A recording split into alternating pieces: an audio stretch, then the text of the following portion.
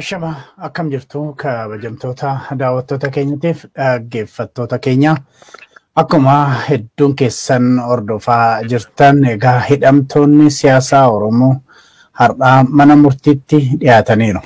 Hidhamtoonni siyaasaa Oromoo kun immoo yeroo mana murtiitti dhiyaatanii lagannaa nyaataarra jiru bultii 8ffaadhaaf. Egaa har'a kan mana Dhaddachaa keessatti yookiin mana murtii keessatti ta'ee abukaatonni hidhamtoota siyaasaa kana waan nutti himan jiru. Sana dura garuu alaa fi keessattuu mana murtiitti hidhamtoonni siyaasaa mana murtiitti yeroo dhiyaatan maatiin isaanii garuu mana murtiirraa dhorkamaa akka turanidha. Akkasumas immoo dararamaa akka turanidha kan dhaga'amaa jiru. Obbo Baqqalaa Garbaa hidhanii intala isaa Boontuu Baqqalaa akka Dhaddachaa irratti hin argamne godhameera. Jawaar Mohaammed hidhanii obbolaansa akka achirratti hin argamnes taasifameera. Maatiin hidhamtoota siyaasaa kun yeroo muraasaaf kaan isaanii to'annaa poolisii jalallee yeroo hoolantu mul'ate. Kana biraan immoo warri uffata keelloo uffatanii walii gadi poolisiidhaa fi warra tikaatiin otoo ari'atamanii mul'atu. Walumaa galatti haalli Dhaddacha sanarra ture maal fakkaata kan jedhuu fi egaa abukaatoowwan hidhamtoota siyaasaa keessaa kan ta'anii obbo Ibsaa Gammadaa fi obbo Mohaamnad Jimaa karaa toora Skypeetiin magaalaa guddoo Oromiyaa Finfinnee irraa qabannee dhiyaanneera. Yerana baga nagaan dhuftaniin jedha. Baga nagaan nu eedanne.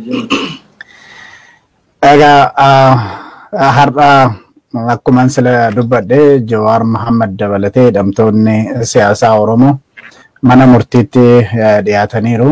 Mana murtiitti yeroo dhiyaatanii nyaata lagannaarra jiru guyyaa 8ffaa isaaniiti. Mee walumaa galatti Dhaddacha har'aa walirraa haa kaanu. Dhaddacha har'aa walirraa yoo kaane maal fakkaata? Haalli naannoo sana jiru maal fakkaata? Dhaddachi dura maal fakkaata? Maaltu darbee? Mee daawwattoota keenyaaf dhaggeeffattoota keenyatti maal himtu? Eenyurraa ka'ugaa sinimtee carraa walii kenname. Galatoomaa Dhaddachaa duraan dursee haala waliigalaa jirurraa kana nuti ganama bariidhaan naannoo sa'aatii 2tti as naannoo biiroo keenyatti wal geennee gara Dhaddachaa deemnee gara Dhaddachaa yoo deemnu haala duraan baratamerraa haalli eegumsaa akka malee cimee jira. Garmalee ulfaataa ture. Balbala kootti haalli ittiin seenan sakatta'insi maaliin akka malee cimaa ture. Kan keessa darbanii seenuun almost ulfaataa ture.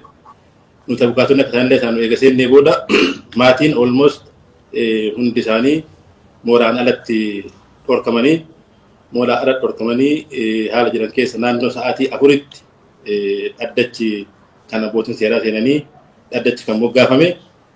Dhaddachi erga moggaafamee booda akkaatuma adeemsa mana murtiitiin dursanii dhimmoonni beellama darbe irratti kennaman guutaman moo hin guutamne waliin qulqullaa'utti ka'ee beellama darbe irratti akkuma hundi keenya yaadatu inni akkuma gabaasaa turtan sanitti Dhaddacha banaa ta'uu wal qabatee rakkoo uumameen beellama darbe irra jechiin kennamne.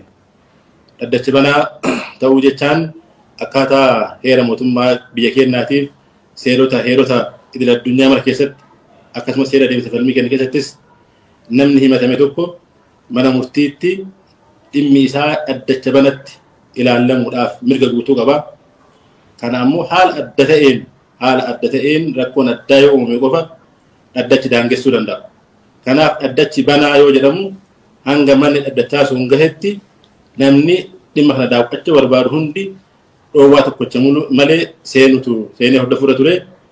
Kun beellama darbe irratti hin kabajamne sababa namoonni gargariin uffata keelloo uffatanii kan jedhamaniif keessattuu maatiin dhorkamuu fi hanga hidhatti deemame Dhaddachi kun dogongoraa, Dhaddachi kun Dhaddacha banaadhaa, nama dhorkee hin qabu uffata kan uffatina namni jedhe hin jiru waan ta'eef kun dogongoraa jedhamee beellama darbe irraa hidhatti bule.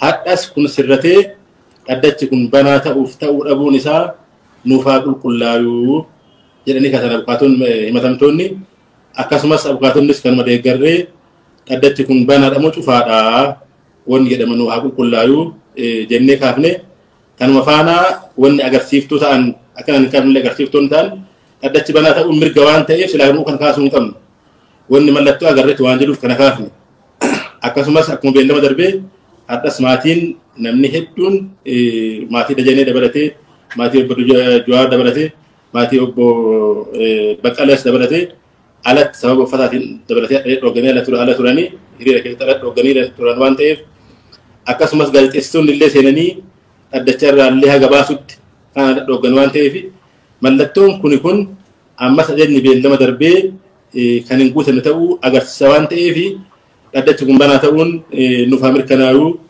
kan jedhuun gaafanne akkaatuma saniin manni murtii deemee qulqulleeffatee garasiin dabalataan wanni ibsina bira darbee waan duraan baratan irraa haala addaatiin adda moobaayilii qabatanii seenan dhooganullee abukaattonni illee akka jiruun hunda keenya irraa moobaayilii irraa guranii seenne kanaan dura falmii seenuu irratti moobaayilii qabannee seenna moobaayiliin keenya itti bilbil qofa duun taane moobaayiliin keenya himannaa isaanii guutuu achirratti daawunlood goone achirraa qabna seerota hunda seera yakkaa dabalatee heera mootummaa dabalatee seera deemsa falmii yakkaa dabalatee wanni ittiin falmannu hundi moobaayilii keenya gubbaa jira moobaayiliin keenya kan ittiin bilbillu qofa duun taane kan dokumentii ittiin falmannuuf qophoofnee dhufne moobaayilii kan nurraa fudhan jechaan heera mootummaa nurraa fudhan jechaan moobaayilii nurraa fudhan jechaan seera yakkaa nurraa fudhan jechaadha moobaayilii nurraa fudhan jechaan seera deemsa falmii yakkaa nurraa fudhan jechaadha moobaayilii nurraa fudhan jechaan himannaa guddaa obbo Jawaar farra dhiyaate himannaa guddaa baatanii fidanii dandanii biti isa keessa nurraa fudhamee harka duwwaa dhaddachatti dhiyaanne nullee kunis dhaddachatu dhoorkimo dhaddachaan ala qaamni biraa aangootti fayyadamee dhoorkaa jira dhaddachi nutti himne waan ta'eef nu haa qulqullaa'u jennee kanas dhimmoota kanaaf kan fakkaatan dhaddacharraa daballee kaafne dhaddachi kana qulqulleeffatee waan jedhe jira san dura obbo Ibsaa waan dabaluu irratti waan hambise irratti ulusanitti hin deemne dura. Kanuma haala dhaddachaa fi haala eegumsa har'aa ilaalchisee kan kanaan dura ture irraa haala adda ta'een wanti raadikaal shift jennee ibsuu dandeenyu yookaan jijjiirama addaa ta'ee mul'atutu jira. Eegumsi naannawa mana murtii jiru addaadha. Baay'inni humnoota nageenyaa kanaan dura ture irraa akka malee dabalee sunis haala addaatiin jira. Hidhannoon isaaniillee keessattuu kan warra hokkara bittinneessaa jedhamee kan warra fuula ofii fa'aa haguuganii wannoo jedhan kan ittiin aara namatti darbatanii nama ittiin bittinneessan fa'aa kan qabatan akka malee securitized kan ta'e mooraa mana murtii keessaa fi alaan jechuudha. Mooraa mana murtii keessaa fi alaan qofa osoo hin ta'in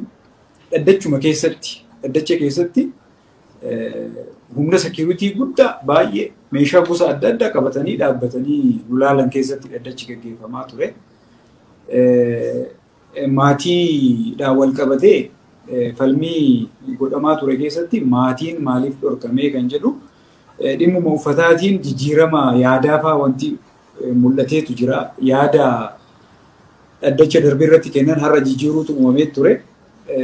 Kanumarraa ka'ee maatiin maaliif hafee kan jedhu gaafannee baaneellee akka gaafannu manni murtii nu ajajee ture. Baaneetis barbaannee ala keessa deemnee dhabnee maaliif fageessanii nama ari'aa turanii ala kana keessa bakka fagootti nama ari'aa turanii keessattuu nama uffata keelloo uffate nama gariin kan to'atanis ture akkuma Mohaammed ibsan gariin ammoo fageessanii achirraa ari'aa turanii. Kanaaf deebisnee waamnee galchuudhaaf illee hin dandeenye akka manni murtii nu ajajetti jechuudha. Haalli security haalli eegumsaa jiru kan kanaan duraarraa haala adda ta'een shift godhamee jira akka malee jijjiiramee jira. Dhaddachi har'a gaggeeffamees haala akkasii kana keessatti jechuu ni dandeenya. Haala eegumsaa fi wanni wal qabatee waanuma kana gaaffiitti aanu keessattis waan laallee jiraatu. Dhaddachi silaa gaazexeessitoonni bahuu dhaddacha irratti ibsannee jirra. Maatiin alatti dhooggamuu ibsannee jirra. Namni dhoorke eenyu moobaayilii nurraa fudhamuu ibsannee jirra. Kan moobaayilii fuudha eenyu kan dhaddacharraa gaazexeessitoota baasee eenyu akkasumas kan alatti nama ibsaa jiru eenyu jedhee qulqulleeffachuuf manni murtii hin deemne takkattii qofa moobaayilii wal qabatee haala security wal qabatee haala security nageenyaatiin wal qabatee moobaayilii nuti abbootii seeraallee dabalatee akkan seenne wanni jedhamu nu gahee jira jedhanii dhaddachaa irraa abbootiin seeraa dubbatanii kanarratti aaree obbo Dajaneen Numaayyuu jiddumaan ka'anii dubbatanii dadhabanii tunillee haalumni dhufan keessa aarii keessa ka'aniitiin yoo ka alaatiin ajajan taate immoo yoo ka alaa moobaayilii dabaluu akkan seenne jedhanii ka alaa ajajan taate dhimma kennallee murtii kennas alaa ajajanii murteessuu wani dhoowwu hin jira amantaa hin qabnu Numaayyuu waan jedhu kaasanii kanarratti dhaddachi illee deebi'ee sirreeffatee kana jechuun barbaanneenu garuu haala nageenyaatii wal qabatee moobaayilii nullee qabannee seenaan jirru waan jedhu kaasanii gaazexeessitoota ammaatii akkuma reefu ibsaan dabalan ibsan yoo jiraatan haaseenanii jedhan already ari'amaniiran waan ta'eef nuti ciccimsinee deebinee gaafanne nuti gizee yeroo hunda wanni tokko dhalataatiin beellamni jijjiiramaa jira beellama darbeerratti dhaddachaa alamaatii waan dhorkaniif udur dhaddachi dhorkan jenne waan dhorkaniif beellamni jijjiirame har'as udur dhaddachi hin jenne waan dhorkaniif beellamni hadhas kunoo kanaa wal falmaa jirra kanaaf yoo barbaadan isaanis wanni dhorkuu barbaadan yoo jiraatu mobaayilii dhorkuu barbaadan nama uffata keelloo uffatanii dhorkuu barbaadan akkuma seeraatti dhaddacha dhiyeeffatanii dhaddachi yoo dhorke haa dhorku malee aangoo ofiitiin dhorkan taanaan ammas beellama dhufus waan biraa dhorkanii nullee saniin falmitti deemna kun ammallee beellama dheeressaa deemaa jirra beellamni dheerataa jira beellama dheerataa dhumu sababa isaan beellama hunda irratti waan addaa qabatanii dhufanii fi dheerachaa jira waan jedhu kaafnee haa ta'u malee dhaddachi maatiin haaseenu jedhe garuu maatiin already ari'amee fagaatee dhachee waan ta'eef baanee abukaatota keessatti baanee barbaannee argachuu hin dandeenye gaazexeessota illee argachuu hin dandeenye kun beellama dhufuudhaatti taasirratu jedhee dhaddachi uffata wal qabatee garuu manni dhaddachi maal jedhee beellama darbe irratti dhaddachi ifaan namni uffata barbaade uffatee dhufuun mirgaa waan jedhu ejjitee ture waan ta'eef uffata keelloo hadhumaaf dabalan jennee kan kaafnee fi dhaddachi ejjennoo waan qabatee nuti kalarii uffata raajaa hin qabnu uffanni diimaas haa ta'u booras haa ta'u gurraachas haa ta'u uffannaa sababni uffatameef sun deeggarsaaf yookiin nama mormii agarsiisuuf yoo ta'e bilisummaa dhaddachaa irrattis rakkoo waan uumuuf waan akkasiin eeyyamnu keelloos haa ta'u gurraachas haa ta'u adiis haa ta'u namni uffata wal fakkaataa uffatee yoo dhufe deeggarsa yookiin mormii waan fakkaatuu fi kanan eeyyamnu waan jedhuun dhaddachi gaazexeessitoonni horii deemanii haala kana keessatti gara jecha kennitaniif hin kennitanitti deebine jecha. Isa uduun siin deemneen dura yoo wanni gaafatti biraatti keessi kaasuu barbaanneeti waan lagannaa qabaallee isa uduun seeneen dura gaafii yoo jiraatu. Mee sirriitti akka namoota nu dhaggeeffataniifis ifa ta'utti amma si'achi yeroo darbe irratti uffata namni waan barbaade mirga isaatii waan barbaade uffatee dhufuu danda'a kan jedhu ture. Har'a immoo lakkii uffata keelloo kuni hafuutu irra jira kan jedhutu yaadni dhiyaate sana yeroo jedhamu murtiin torbeedhum kan tokko keessatti warrumti abbootii seeraa kun torbee tokko keessatti waan hunduma jijjiiru taanaan lammata immoo yeroo silaa nama isaan haa seenan jedhan gaazexeessota ta'e maatii abbaan biraa nama qaamni biraa alaa dhorka taanaan sinuma irrattu waanuma adeemsu kanarrattu sinuma warra abbootii seeraa irrattu wanti kun dhiibbaa hin qabu mee naannoo kanamatti maal jettu? Dajalee fi saniin dura waa takkatti wanni dura isin bira darbine daganneeti abbaan seeraa walitti qabaa dhaddachaa kanaan dura ture dhimma Jawaar faa laalaa ture beellama kanatti abbaan seeraa walitti qaban abbaan seeraa dhaddachaa jidduu taa'u jecha walitti qaban abbaan dhaddachaa sababa dhukkubsate jedhu nu kaasanii garuu abbaan seeraa sun jijjiiramee jira. Sababa abbaan seeraa sun jijjiiramee wal qabatee keessattuu uffata keelloodhaan wal qabatee dhaddacha darbe irratti namni waan barbaade uffatee dhufuuf mirga qabaa jedhamee ajanni kennameera kan jedhu irratti abukaatoodhaa fi abbootii alangaa jidduu falmii guddatu gaggeeffame. Falmii dheeratu gaggeeffame. Abbootiin alangaa lakkii ajanni akkas jedhamu hin kennamne abukaatonni beekaadha sababa abbaan seeraa jidduu jijjiirameef waan kana kaasaaraan malee ajanni akkasii hin kennamne waan jedhu kaasanii nama kennaan heerarrallee hin jiru seerarrallee hin jiru ammoo ifatti dhaddachaan abbuu waan ofii barbaade uffatee dhufuu danda'a jedhamee kennamee jira jennee akkuma xamma kaaste kana nus yoo dhaddachi ajaja kenne beellama jijjiiramaa ol kaadee mutaate beellama dhufus waan hin taane dhufu waan ta'eef ajajni dhaddachaan kenna ajaja itti fuufinsaaf raawwatiinsa qabu konsistaantii waan ta'e kennamuu qabaa waan jedhutu gara keenyaan ka'aa ture. Haa ta'u malee dhaddachi booda mari'atee waan kana falmii dheeraa gaggeeffame erga mari'atee booda dhaddachi ejjennoon qabate koreefsii ibsisanii halluudhaa miti rakkoon kennaa halluu dhugaadhumaa namni waan uffate barbaade uffatee dhufuu danda'a.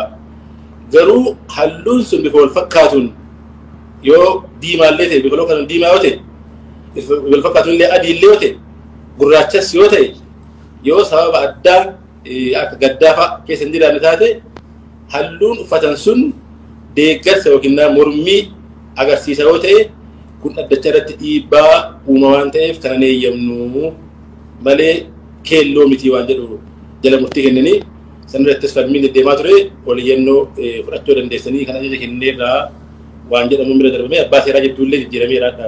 Isuma dabaluu barbaade. Dabalata wanti biraa murtii eenyutu murteessa yookaan ajaja eenyutu kenna waan jedhu irratti tokko akka amma obbo Mohaammed ibsan kana ajajni beellama darbe irratti kenname kan jijjiirame fakkaatutu jira.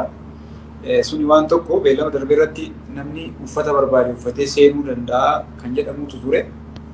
Har'a ammoo waan aadmaa yookaan mormii agarsiisu waan wal fakkaatu uffatanii dhiyaachuun hin danda'amu waan jedhutu faallaa ta'ee dhufee jechuudha.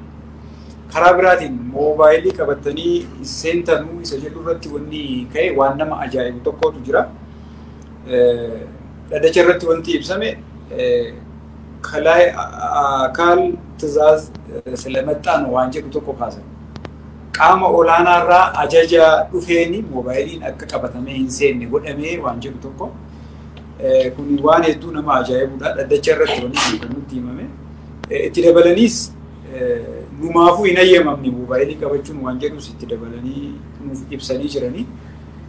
Moobaayiliin egaa waan hedduudhaaf itti fayyadamna. Nuti faayila guddaa fuula 336 ol ta'u san iskaanii goonee isa keessatti qabannee achirraa dubbisaa turre.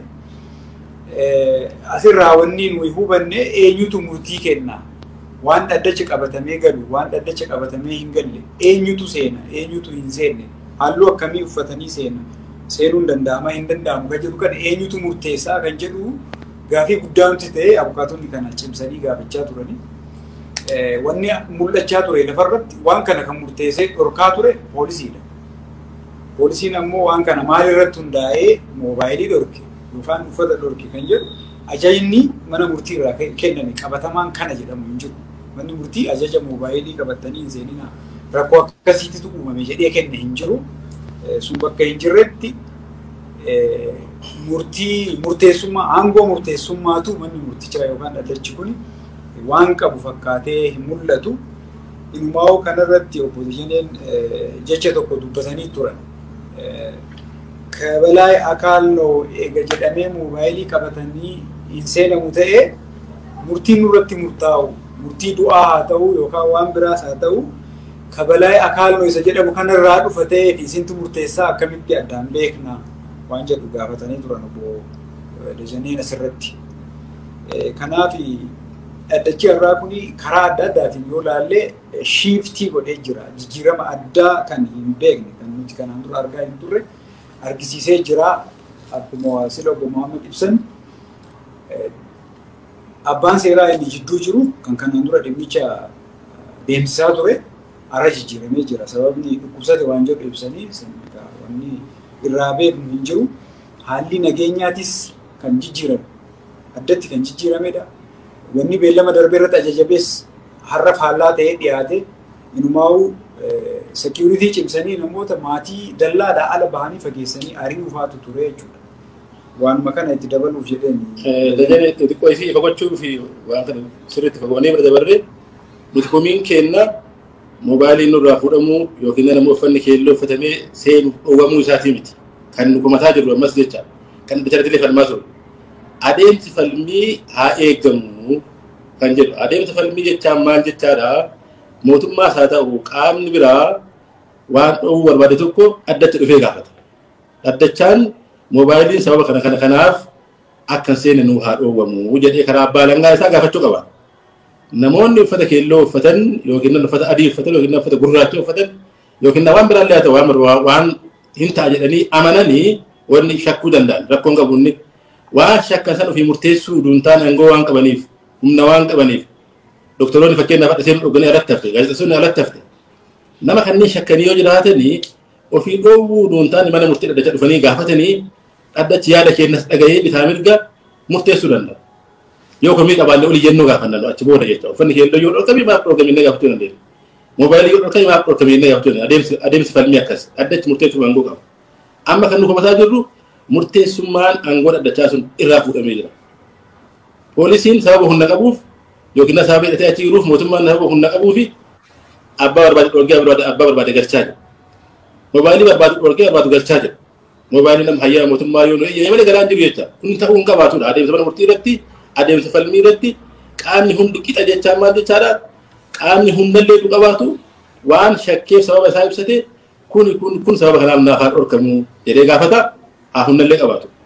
Nus hundallee haa dhabaannu seera beekna waan ta'eef lakki kun kanaaf sirrii mitii jennee achirratti kaafna san booda manni murtii murteessuu danda'a. Namallee dhorkuu danda'a abbaa barbaade jecha. Adda cufuu danda'a manni murtii wadaas mataa aangoo qaba manni murtii. Nuti aangoon sun mana murtiitti haa deebi'u. Yoo kana baratan beellama dhufus waan haarawaa dhufaa nama haarawaa dhorkanii ebar dhorkamee jennee dhadhacharratti kan iyyaa oolle jechaadha. Beellamni har'a akkuma beekamu jecha amantaa fi waaqii fuudhuudhaaf jedhameeti kan beellamame. Beellama darbe gufatee beellama har'aatitti kan ce'e jechuudha. Har'as akkasuma jecha amantaa fi waaqii sana kennuu hin dandeenye. Himatamtoonni obbo Jawaar fa'aa hedduu miidhamanii jiranii fuulli isaanii gurraacha'ee dubbachuu hin danda'anii ilaaluudhaaf namni duraan isaan beeku namni iskiriinii irrattis isaan beeku har'a yoo qaamaan argee hedduu namatti ulfaata. Fuula isaanii ilaaluun hedduu miidhamanii jiranii.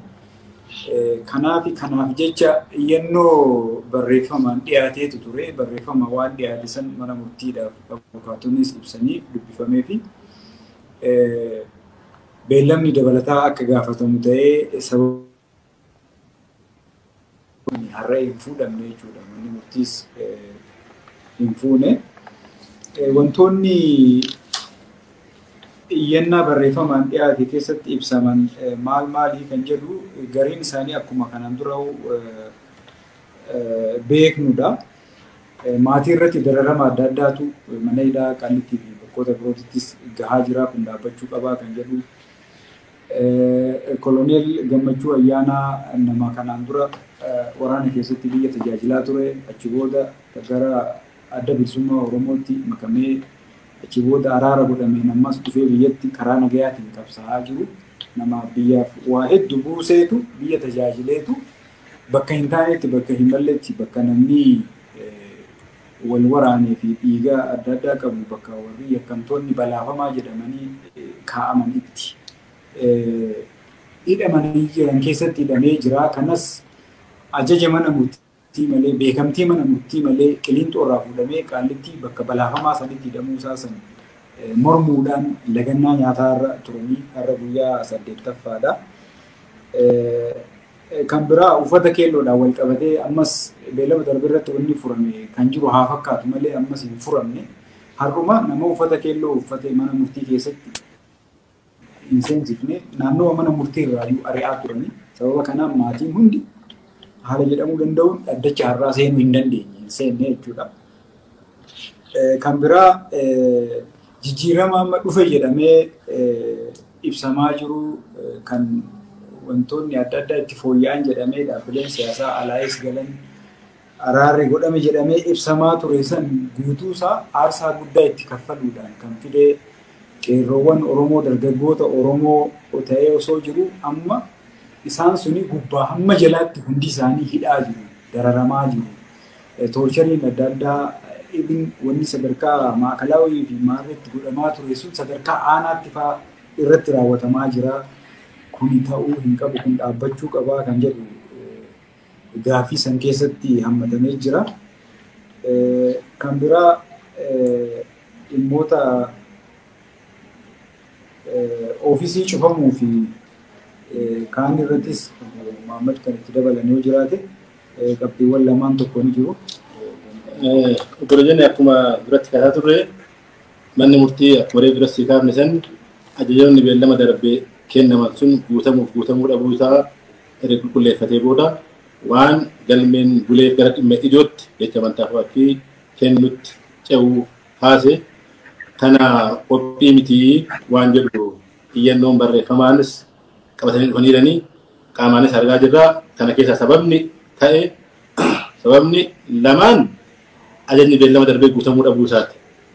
Maali isaanii tokko maatiin guututti hin seenne as jecha akkuma beellama darbee sababni fedhe haa ta'u uffata keelloo haa ta'u maal haa ta'u maatiin keessattuu maatiin obbo Jawaarfaa maatiin obbo Baqqalaa akkasumas maatiin obbo Hamzaa maatiin obbo Dajanee illee akka malee bifatee illee aadaa dubbatanii kanaaf maatiin isaanii waan hin galleef tokko kanatu hin kabajamne ajaja darbe keessaa jecha. Lammaffaa gaazexeessitoonni guutamanii hin seenne. Gaazexeessitoonni hin jiranii olmoos hin jiranii turan dhaddacha irraa adeemaa waan ta'eef waan beellama darbe irratti kennaman kun lamaan hin guunne.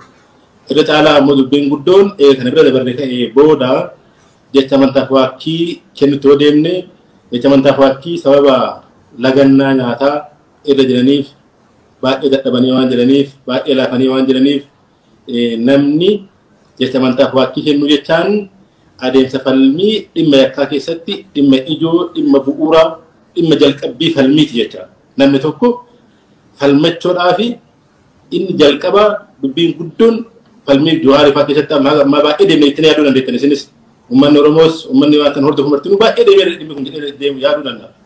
Garuu dhimmi ijoon dhimmi murteessaan jecha amantaaf waakkii akka kennan kana jecha.